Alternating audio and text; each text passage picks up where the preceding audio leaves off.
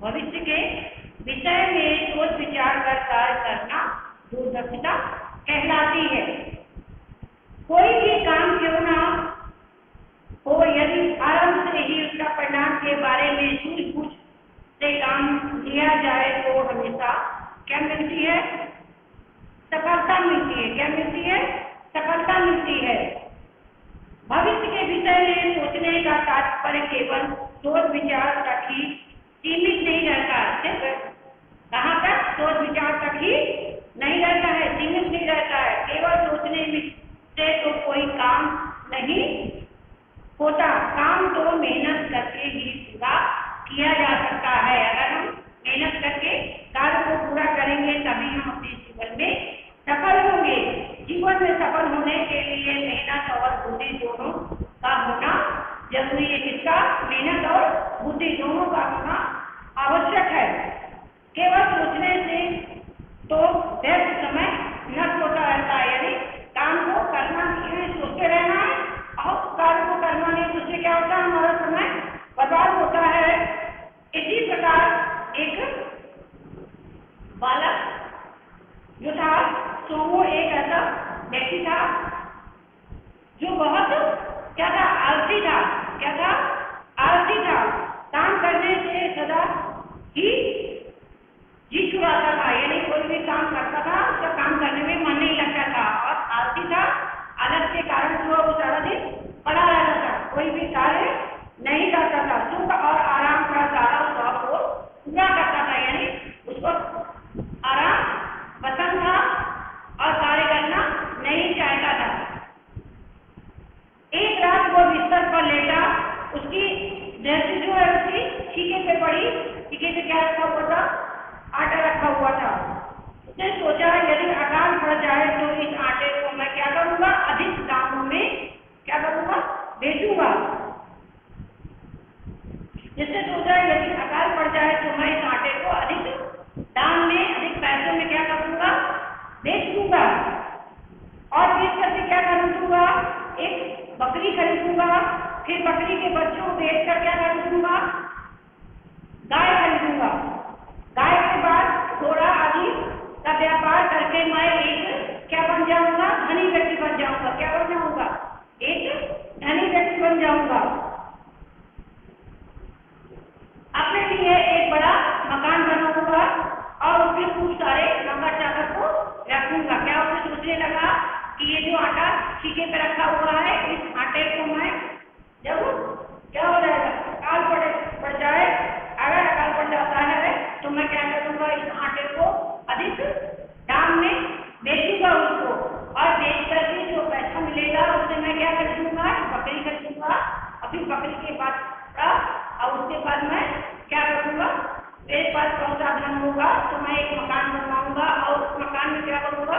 बहुत सारे नौकर चाकर को रखूंगा और आराम से रहूंगा। और फिर शादी होगी, उसके बाद पुत्र होंगे। पुत्र को ध्यान रखने पर वो अपनी पत्नी और नौकरों को साथ से, और एक ऐसा वो सोच रहा है कि मेरे पास बहुत सारा पैसा हो जाएगा तो मैं एक मकान बनवाऊंगा, उस मकान में बहुत सारे नौकर चाकर होंगे और फिर मेरी शादी होगी, मेरे पुत्र होंगे तो वो क्या करेंगे? और सारे पुत्र होंगे और वो मेरी पत्नी जो उनका ध्यान नहीं रखेंगी तो मैं नौकरों और उसको क्या करूंगा? मारूंगा। ये सोचते हुए उसने पैर जो है किससे मार दिया?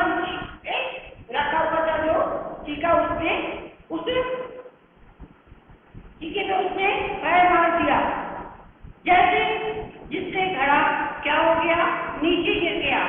घड़ा जो था वो क्या हुआ? नीचे गिर गया और उसमें सारा आटा रखा हुआ था वो बिखर गया। जो उसमें आटा रखा हुआ था वो पूरा नीचे जमीन में गिर गया, बिखर गया। अब वो इस तरह सोचने को दूरदर्शिता नहीं कहते हैं।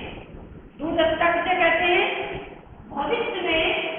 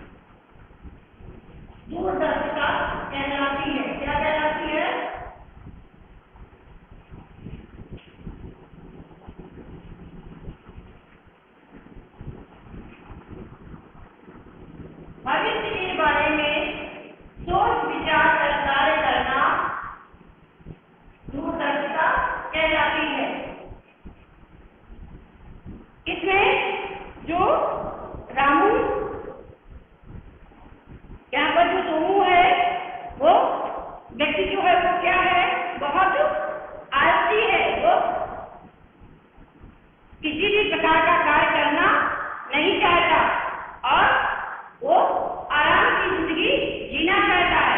तो उसने एक दिन वो अपने घर पर बैठा हुआ था, तो उसने उसकी नजर जो है एक सिक्के पर पड़ी। उस सिक्के पे क्या रखा हुआ था?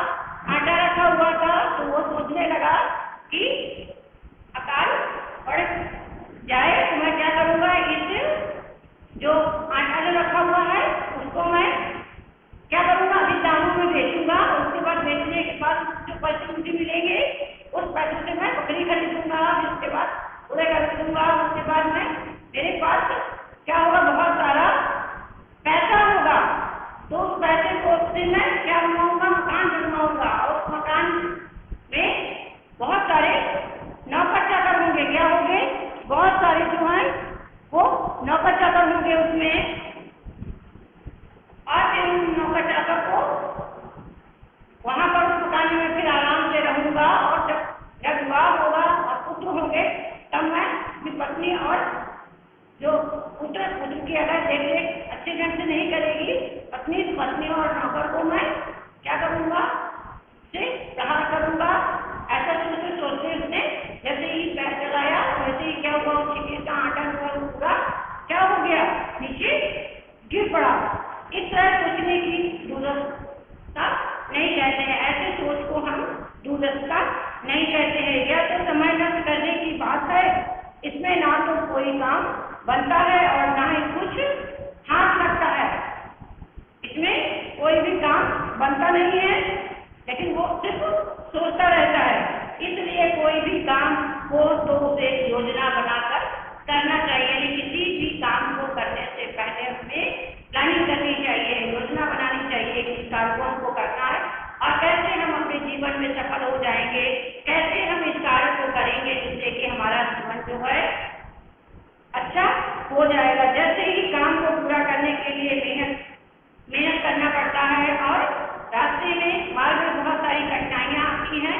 उन कठिनाइयों को क्या करना है, हमें सामना करना है। उसे जो है घबरा करके उसे कार्य को हमें छोड़ नहीं देना है।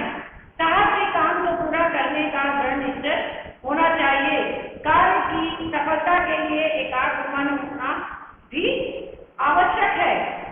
ये नहीं कि आज एक काम को हमने शुरू किया और फिर हमने क्या किया, उस कार्य को बीच में ही छोड़ दिया।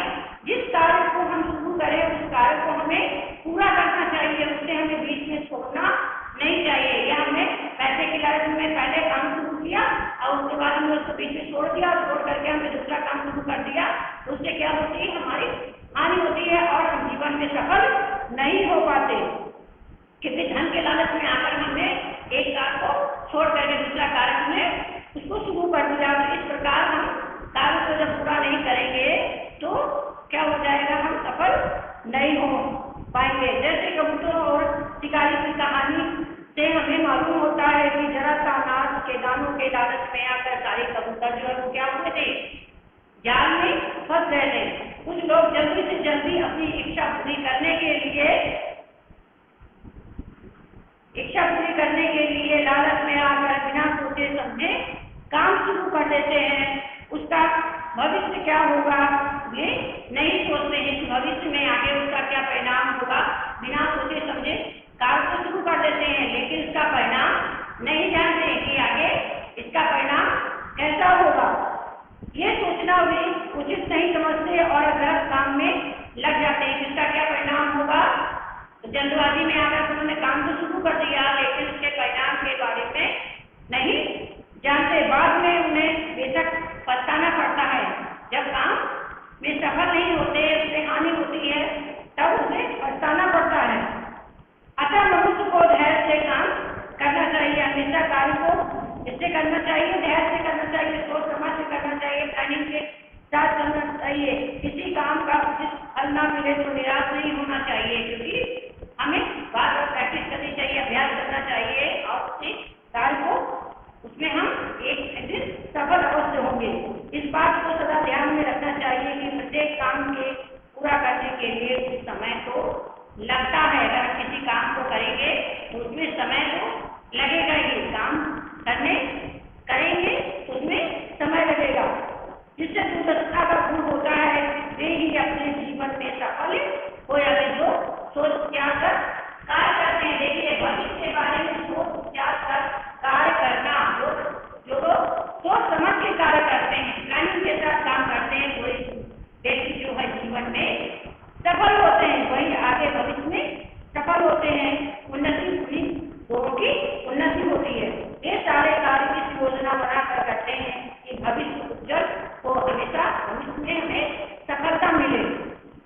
इसी तरह विद्यार्थियों को भी अपने कार्यों को अच्छी तरह से समझ कर क्या करना चाहिए, कि हम परीक्षा में किस तरह उत्तीर्ण हो। परीक्षा में उत्तीर्ण होने के लिए पूरे वर्ष पर नियमित रूप से क्या करना चाहिए। एक दिन की पढ़ाई में हम उत्तीर्ण नहीं हो सकते हैं, हमें रेगुलर पूरे वर्ष तक क्या करना है, पढ़ाई करते रहना है। प्लानिंग के साथ अपने सभी कार्य समय पर पूरे करने चाहिए। हमें हमेशा जो भी काम हम करें वो हमें समय से करने चाहिए और अनुशासन में रहकर करने चाहिए। और असफलता का अपने सभी काम समय पर पूरे करने चाहिए। जो बच्चे साल भर खेल कूद में बिताते हैं वे परीक्षा के समय घबराते हैं। परीक्षा के एग्जाम आते हैं तो वो डर जाते हैं परीक्षा से, क्योंकि वो तैयारी से और की प्लानिंग जो है परीक्षा की तैयारी जो है वो पूरे नहीं करते, अपना समय किसी बर्बाद करते हैं, खेल कूद में और अलग चीजों में बर्बाद करते हैं। वे बच्चे जब परीक्षाएं आती हैं, एग्जाम आते हैं तो वो परीक्षा से घबरा जाते हैं और असफलता का मुंह देखते हैं, क्योंकि पूरे साल जो है उन्होंने तैयारी नहीं की, उन्होंने प्लानिंग करके पढ़ाई नहीं की, समय खेल कूद में अपना बर्बाद किया। वे खेल कूद और मनोरंजन भी करते हैं। जो पढ़ने वाले बच्चे होते हैं, जो बच्चे दूरदर्शिता से काम लेते हैं, वो अपना नियम से चलते हैं, योजना बना करके पढ़ते हैं। वे खेल कूद और मनोरंजन भी करते हैं और परीक्षा में अच्छे अंकों से क्या होते हैं, पास होते हैं, उत्तीर्ण होते हैं। सभी ऐसे विद्यार्थियों के लोग जो है क्या करते हैं, प्रशंसा करते हैं, ऐसे लोगों की प्रशंसा करते हैं। माता पिता भी ऐसे बच्चों पर क्या करते हैं, गर्व करते हैं। क्या करते हैं, गर्व करते हैं। अब हम इसमें इसके क्वेश्चन आंसर को देखेंगे।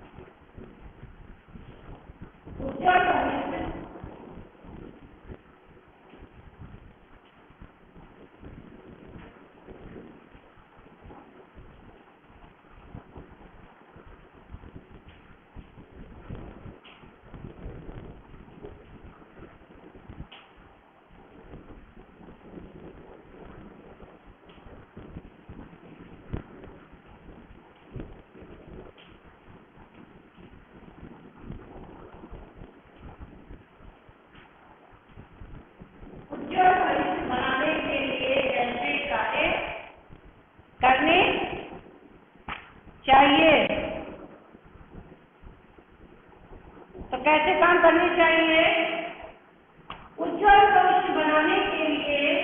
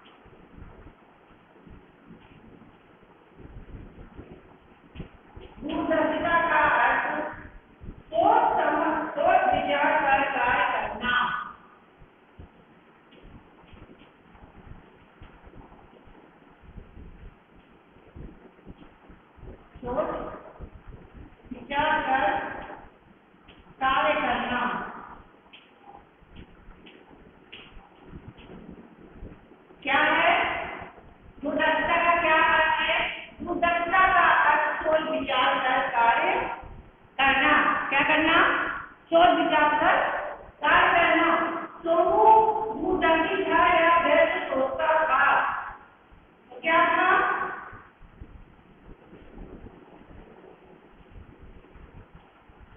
सोमू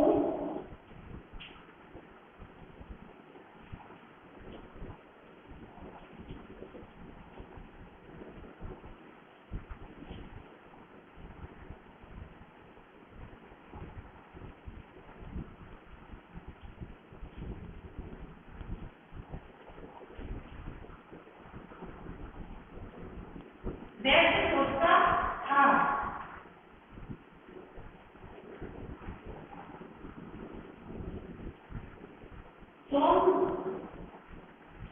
सोमू दूरदर्शी नहीं था।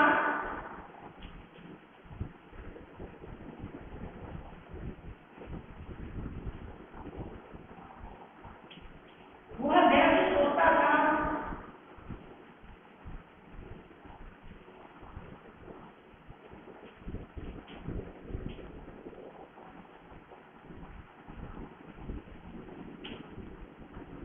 वह व्यर्थ सोचता था, इसमें कुछ भी कार्य करने का नहीं था। वो आलसी था और आलस से वो क्या करता था? काम करने से वो मुस्कुराता था और आलस में पड़ा रहता था। विद्यार्थियों में दूरदर्शिता का गुण होने से क्या लाभ होता है?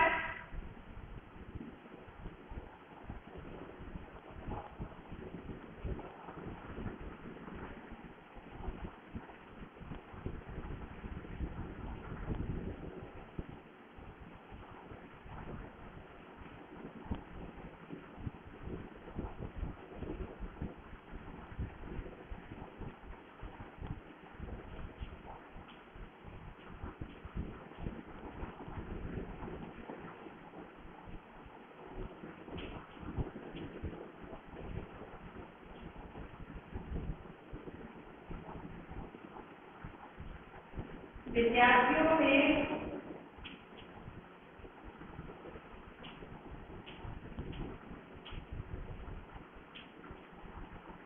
दूरदर्शिता का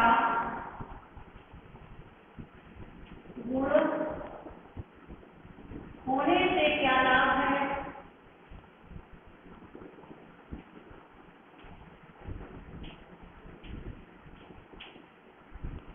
क्या लाभ?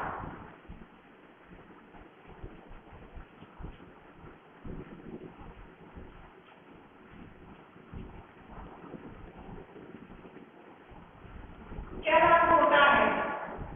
बच्चों में, छात्रों में या विद्यार्थियों में दूरदर्शिता का गुण होने से क्या लाभ होता है?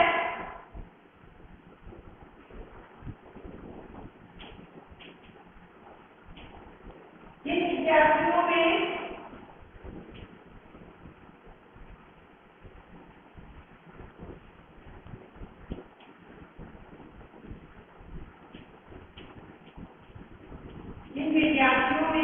दूरदर्शिता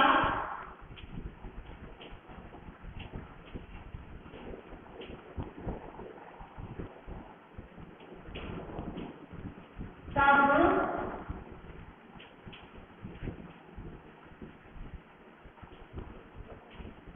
होता है, वे अपने जीवन में सफल होते हैं।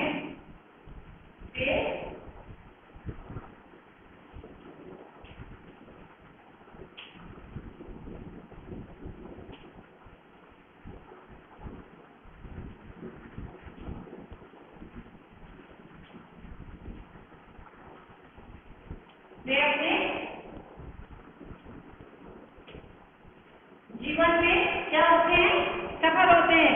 वे बच्चे जीवन में सफल होते हैं जिनमें दूरदर्शिता का गुण होता है और जब वे परीक्षा में अच्छे अंक से क्या होते हैं? पास होते हैं और सभी ऐसे विद्यार्थियों की प्रशंसा करते हैं, प्रेम करते हैं। माता पिता भी ऐसे बच्चों पर गर्व करते हैं। कैसे बच्चों पे? जो बच्चों के पास क्या होता है? दूरदर्शिता का गुण होता है। ऐसे बच्चे सबके प्रिय होते हैं, सभी लोग उनसे प्रेम करते हैं। उनको सब बच्चे जो हैं जो सभी लोग उनको चाहते हैं और माता पिता भी ऐसे बच्चों पर गर्व करते हैं। तो बच्चों आज की क्लास में इतना ही, अगली क्लास में फिर मिलेंगे। थैंक यू बच्चों।